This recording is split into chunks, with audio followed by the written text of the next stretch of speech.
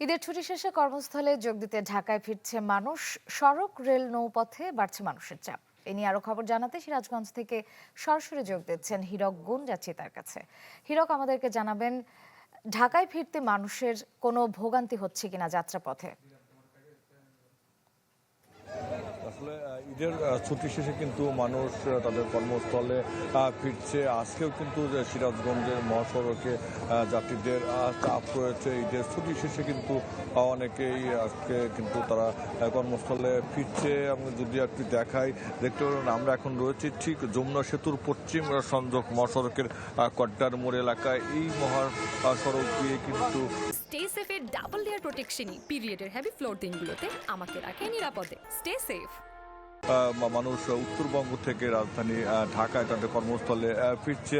যদি দেখতে পাচ্ছেন যে আজকেও কিন্তু এই কড্ডার মোড়ে আমরা ভোর থেকে দেখেছি যে যানবাহনের কিন্তু চাপ রয়েছে এবং যাত্রীরা কিন্তু অপেক্ষা করছে যানবাহনের জন্য। এবং বাসের পাশাপাশি আমরা দেখেছি যে ট্রাক, মোটরসাইকেল, প্রাইভেট কার করেও কিন্তু মানুষ বাড়ি ফিরছে।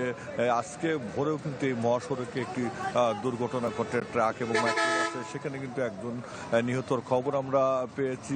তবে আজকে যেটি দেখছি যে যানবাহনের কিন্তু চাপ রয়েছে এবং যাত্রীরা কিন্তু অপেক্ষা করছে তাদের কর্মস্থলে ফেরার জন্য। এবং অনেক যাত্রী কিন্তু অভিযোগ করেছে যে বাড়তি ভাড়ার কিন্তু অভিযোগ করেছে। তবে যানবাহনের যে পরিমাণে যাত্রী রয়েছে সে তুলনায় কিন্তু যানবাহনের সংখ্যা কম রয়েছে। এবং এই মহাসড়ককে আমরা যেটি দেখেছি যে গতকালও কিন্তু দিনভর এই যমুনা সেতুর পশ্চিম সংযোগ মহাসড়কে কিন্তু ভিড় ছিল, যাত্রীদের চাপ ছিল।